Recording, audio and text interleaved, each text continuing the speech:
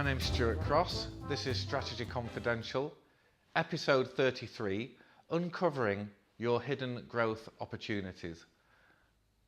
When I work with my clients, one of the big things that we tend to do is look for new opportunities for growth. And quite often, the client really wants to start by looking at something new, something they're not already doing. My response to that is that there is quite often unrealized potential and unrealized growth within the existing operations of the business. And if we can find that and focus on that, it tends to be a much quicker, less risky way to drive growth in the business. And what I wanted to do in this session today is just share with you a technique I use, a tool I use to find where those opportunities might be. We do several things, but here's just one of them. And for this, what you really need are four steps. The first is to split your business down into separate business areas. So I have on here a chart that's based on work I did with one of the UK's top grocers. And each of the blobs on this chart are a different category that they offer. So your business might be slightly different, but every business can be broken down into different business areas. So that's job number one.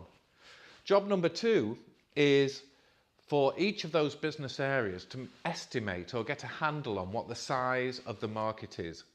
And the size of each of these blobs on this chart reflects the size of the market.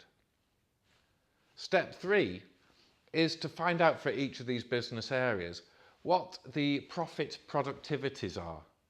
So in this example for a retailer, it's profit per square metre. If it was an airline, it might be profit per passenger mile. If it's a hotel, it's profit per available room. If you're a steel mill, it's profit per tonne of steel. You need to find out what's the right productivity for you, but what's your profit productivity? And to plot that for each of the areas. And then the last piece of information is to plot the market share for each of the areas of the business that you're in. So those four steps. What you then do is map on each of the business areas onto this chart. Profit per square metre or profit productivity on the x-axis, market share on the y-axis. And what this does, it starts to identify where there are real opportunities for growth from what you already do. And what we found with this retailer was a couple of things. One, it had a couple of categories where it was really strongly performing. It had high profitability and it had high market share. So it wanted to work out how it could increase investment in those areas. Second thing, they had a couple of fairly large categories where they had high share but low profit productivity.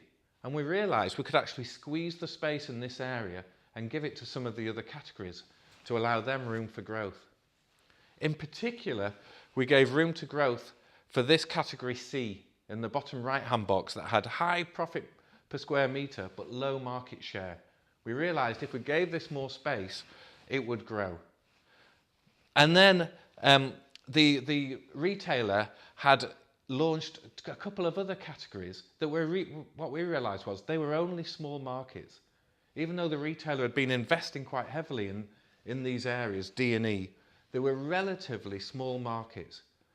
So they weren't going to be the engine of growth. What we needed to do was get more focus on C, but also sort out categories A and B, which had both low share and low productivity.